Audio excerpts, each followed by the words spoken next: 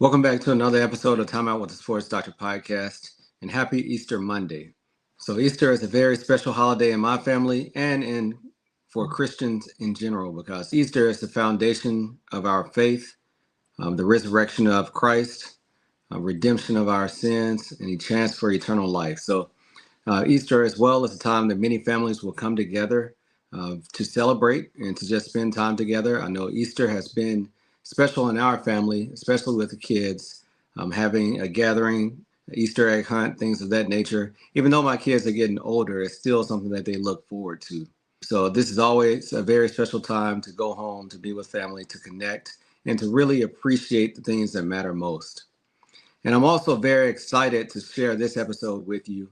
So back early February, when I was going to the Super Bowl, I told you about the interviews that I was able to do. One specifically with Gillison Jr, the CEO of NAMI. And today I will be able to share that interview with you in its entirety. We will talk about our HBCU experience. We'll also talk about mental health, as well as the future collaborative works, not only of NAMI with HBCU End Zone, but also just outreach in the community to continue to promote mental health and wellness. So I hope you enjoy this episode and give me feedback about things that you want to hear about in the future. Have a blessed week. All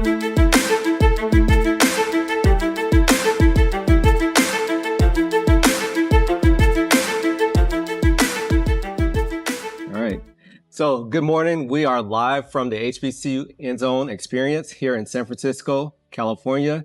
And today I have the pleasure of sitting with Mr. Daniel Gillison, who is the CEO of the National Alliance on Mental Illness. Thank you for being here. Thanks for having me. It's a pleasure. I cannot wait to talk to you. Yeah. You know, this is an honor having another fellow HBCU grad from the state of Louisiana. Yes. I am a Xavier University of Louisiana grad, Southern University here. Yes. I chose to wear my Xavier because I'm currently the team physician for Jackson State. And I figured Xavier might be more well received than Jackson State. But so I have the honor of being a board member with Tracy Wright and the HBCU End Zone. And I'm just very excited about the work that she's doing. And I really am excited about the collaboration between HBCU End Zone and NAMI. So this year I was actually, when I was coming on the board, was right when we were starting the college experience with NAMI. So we were able to get several colleges that I'm affiliated with involved. So I would first like to just start off with, how did your course bring you through? I know you're at Southern University. You were a tennis athlete. Thank you. Yes, I was. Tell me about your HBCU background and the experiences you had and how that helped shape you into what you're doing now. Wow. Well, first of all, thank you, Dr. Burgess, for this opportunity. Absolutely. I want to thank you. I want to thank the HBCU End Zone for this opportunity. And in terms of my matriculation, I am a kid from a urban community, Washington, D.C., and had been playing tennis and thought I was going to play football in college. And then all of a sudden I realized that I had another love, and I wasn't as big as I thought I was. My heart was big, but my body wasn't big. And I wanted to play, D1. So once I realized that that wasn't going to be my experience, I was able to pivot to this other sport called tennis, and got very lucky to get a scholarship to go to Southern on a tennis scholarship. My learning with that is I had never flown. First of all, it was my first flight, which many times for our HBCU students, it's a first for them in a lot of ways. So it was my first time on a flight. It was my first time in Louisiana. And now all of a sudden at 17 years old, I'm 1,200 miles away from home. What was so cool about it was the way the community embraced me. And then the matriculation just started there. So that was my beginnings. And I loved it. It was very new for me, but going to Louisiana was in 1974. Was really interesting. And as we're doing this right here, we know that Mardi Gras is going on in New Orleans. So c'est les bon temps rouler. Let the good times roll. There it is. There you go. So similar, I'm from Muscle Shoals, Alabama, small town kid. Get that box in the mail. I get my t-shirt that says, I've been accepted to Xavier, which at that time Xavier was putting out over 100 African-American students into medical school, dental school yearly. So it was a no-brainer for me that I wanted to become a doctor. This was the place to go.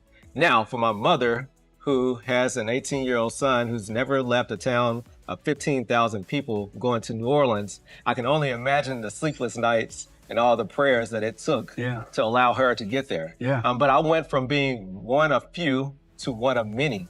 And that was an eye-opening experience for me, and the way that we all embraced each other and we were all pushing towards a common goal. So I cannot take anything for my experience at Xavier and just an HBCU in general. The HBCU experience for me was fantastic. Since then, my son is a graduate of HBCU, Howard University, so we've kept it in the family. I met my bride at Southern, and we've been together 44 years, married 44 years. So overall, and the other thing is mentorship. The mentorship I was able to acquire and blessed with at Southern led me to the beginning of my career was because someone saw something in me and had a suggestion that I go apply for this internship. And that internship turned into a job, and that job turned into other opportunities, which would never have happened if someone did not take the time to look at me and see me for who I was. And that happened at Southern University. That happened at a HBCU, and it happens for many of us at an HBCU. Absolutely. So we have a lot of parallels. I met my bride in your hometown on Georgia Avenue. Hello. In Washington, D.C. There you go. I was a medical student. I was finishing up medical school. She was in dental school, and we just happened to meet right there on Georgia Avenue. So, but the thing you brought up was mentorship. And being able to be around people that can see. You might have some things that don't make the marks. Your scores might be a little low. You might not have this, or you might not have that. But to be in an environment where people can embrace you and see, okay, I see potential. And if I can pull this potential out of him, I know what he can do for this world and for himself and for his family. So I feel that that is very unique many times, because I see a lot of students and I see the potential, and they are on this big campus, and I say, who is your mentor? Oh, they told me don't apply for medical school. Don't apply for this school. Your scores are too low. And I'm like, no, this is the perfect time. If you wait later, then it might be over. So let's speak a little bit about the HBCU experience and bringing out the best in your students. For me, the word is hope. HBCUs inspire hope. They inspire the possibilities. And they challenge you to go after the possibilities, not what you can't do, but what you might be able to do, what you can do. And I would say that, you know, it's not lost on me that professors at HBCUs could go to other universities. Many of them are at HBCUs because they care. We say something at NAMI all the time. People don't care how much you know until they know how much you care. One of the things I can tell you about the HBCU experience is these are administrators and professors that care. They want to see you be successful, and they want you to believe in yourself. Many times that's the other thing, is that you don't necessarily come to that university with total belief in what you can be, what you can do, that you can be an orthopedic surgeon. And you have that person, or an attorney, or an architect, or an engineer. Say, no, keep going. You can do this. It's in you. And then the other thing is that you have many professors that, you know, will challenge you and will push you as hard as they can. And sometimes you'll say, you can't stand that professor. But they're trying to do something for you that years later, you will be grateful for. And what we called it was How Hard University, right? Because we knew that if we could get through what Howard was challenging us with, and some of the obstacles that we had to overcome, that was preparing us for life. Because now everybody wants to measure grit, right? On the football field, in the corporate world, in the medical world, everybody's trying to figure out, how do you figure out this person has grit? I see that they have the clinical acumen. I see that they're smart. But when they meet this first obstacle, are they going to fold, or will they push through? And I think being in an HBCU environment, we're met with obstacles many times early on. From the get-go. From the get-go. Straight up. Before you even make it to campus. Buddy. You know, how am I going to pay for this tuition? I've recently gone through this experience with a college student. How am I going to get to college? Okay, now they accepted me. They're asking for, you know, I have to put money in 2 weeks. I don't have that money. And if not, they're going to take my enrollment away. What do I do? You know, that panic mode. And it's like, okay, congratulations, but. So, and that's a real situation for many of our students. And having an organization like HBCU End Zone, like NAMI, to fill those gaps, I think is very critical. Yeah, well, we do so much in terms of NAMI on campus, and youth and young adult work, and our Divine Nine outreach. Yes. So we're trying to make sure that we are part of the ecosystem of what an HBCU experience looks like. And the Divine Nine is a big part of that. NAMI on campus, where because we know that it's all about community. It's about coming together. And NAMI on campus is a college program, as well as we're doing it in high schools now, but it's where you bring the students together to talk about mental health. Dr. David Satcher, the 16th Surgeon General, he said, he coined the phrase before the World Health Organization, there is no physical health without mental health. Correct. A lot of times, Doc, we think about from the neck down. Correct. We don't think about from the neck up. Yeah. So that's part of what NAMI is doing in terms of its outreach and its partnerships and collaboration with HBCUs and the Divine Nine and some of the other work. I would also offer to you that, HBCUs are just incredible think tanks and test tubes for the possibilities. Yes. And if you can see it, you can be it. Absolutely. So it's important that our young people that started at HBCU can see us. Correct. Because if they can see us, then they can see themselves. Correct. Because they see themselves in us. I agree. So let's take a step back. Yeah. So NAMI, National Alliance on Mental Illness, the nation's largest grassroots effort to take care of not only mental illness patients, but also the families and the people that impact their lives. Yes. So would you just tell us a little bit about your mission, your role with NAMI? Yeah, well, NAMI is as you said, the largest grassroots mental health organization in the U.S. We're over in, if you talk about the landscape, we're in over 650 communities across the U.S. Wow. Our work is to provide resources and information to individuals navigating serious mental illness or just trying to figure out how to navigate their mental well-being. So we were started in 1979. We like to say by moms and dads, but they were sitting around a kitchen table, and we began with advocacy. We advocate, we educate, we listen, lead, and learn. Those are really the 5 components, but our real objective is for every individual living with mental illness to live a full and fulfilling life. That's really the mission. Because, Doc, it's just like when someone comes to you and they have an ACL tear. Well, and now you have to repair that, and then they have to wear a brace. Well, they wear that brace and they go back to their environment, and someone, hey, what happened? And they're very free to talk about, hey, I tore it playing soccer. I went up for a layup and extended my knee back or something like that. Well, we don't have, a lot of times, unless we see if we can see it. Right. A lot of times what's happening above the shoulders is invisible until something occurs. So we want to go upstream and do early intervention. Right. So we want to get to the young people early so they can actually understand what mental health looks like. Right. So mental health versus mental illness. Yes. And that we often think, especially in our community, mental illness, if I see a psychiatrist, if I see a psychologist, if I see a counselor, if I even tell anyone that I'm struggling, I'm weak and I'm crazy. Yes. Right. So let's speak against that stigma of mental health, mental illness, and doing what's best for you so you can be well and be whole. Yeah, that's critically important and very important in our community, because I grew up in a community and at a time where it was said that, hey, if you don't do right, we're going to send you to St. E's. St. E's was our, St. Elizabeth's, was our mental health hospital.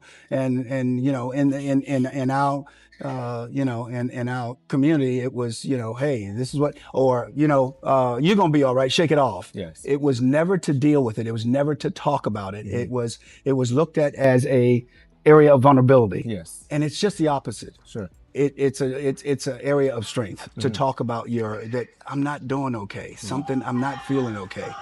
So that's a part of what we're trying to do, is we're trying to reduce the stigma and increase the information. Absolutely. Absolutely. And you mentioned ACL tears. Yes. One thing I noticed, we do a good job of treating the problem. We do a good job of doing the rehab. However, many times these athletes are scared to get back to their full potential, fear of re-injury. Fear of being disconnected from their team, fear of losing. Now we have NIL deals, we have scholarships. There's a lot that the athlete takes on when they're injured that's not being addressed. And I feel like this is one of the many places that we have to step up in the medical community to identify the problem, number one, and then to have the resources. Because if I tell my athletes, I'm going to put in a referral to psychology, psychiatry, sure. 6 months later, you'll get that appointment, and what are you going to do? So to be able to provide resources in real time, I think is very critical. It's so critical, and that's one of the things that we provide with our helpline.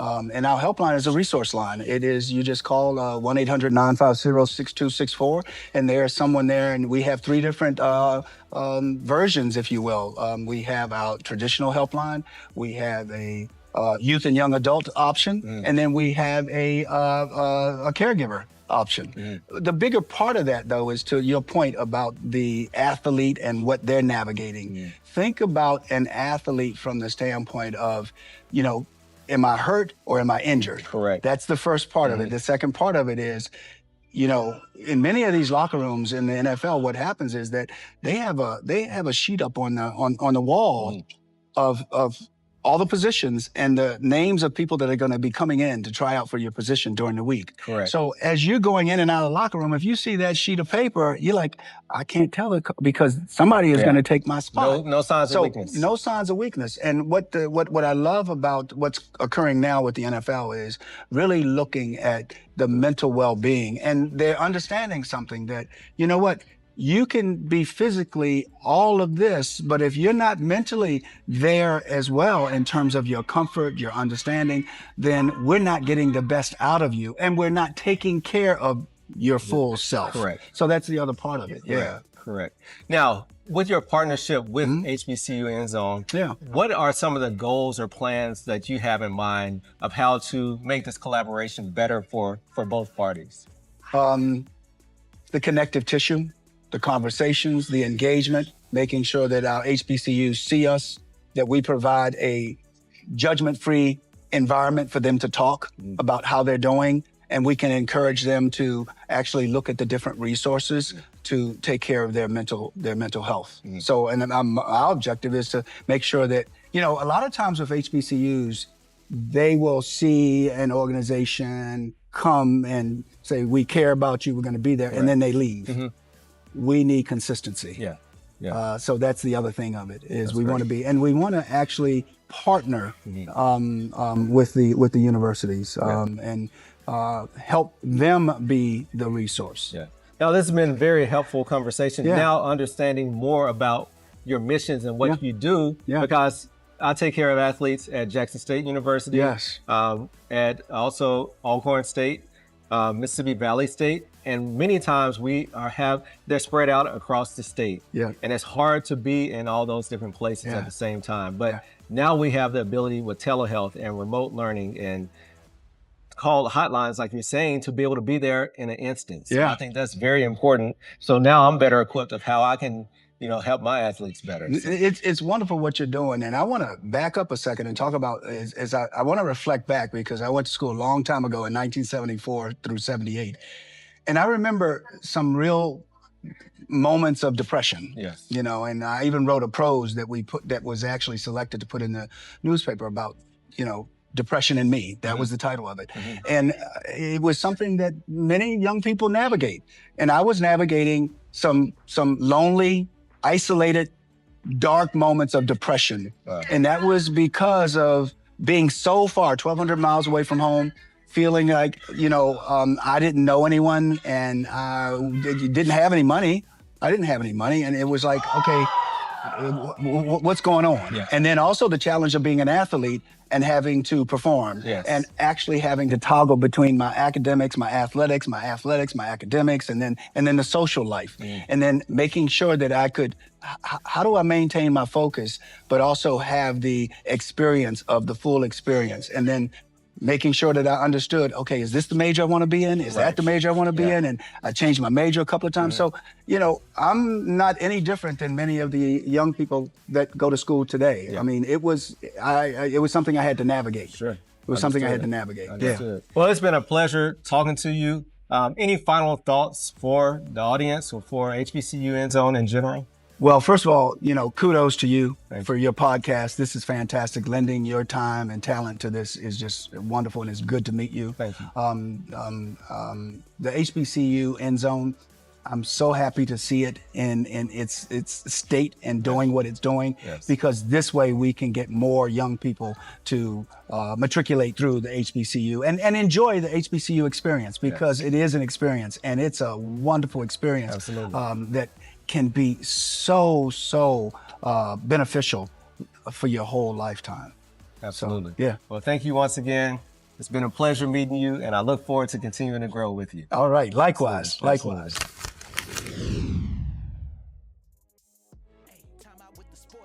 Thank you for continuing to support this podcast. If you enjoyed this episode, then please leave a 5-star review. And if you haven't done so, subscribe so you continue to get the updated episodes. Until later, peace. Time out with the sports doctor. Keep our head right in the game. We ain't never stopping. You are now tuned in. Trust you don't want to miss. This is where life, sports, and medicine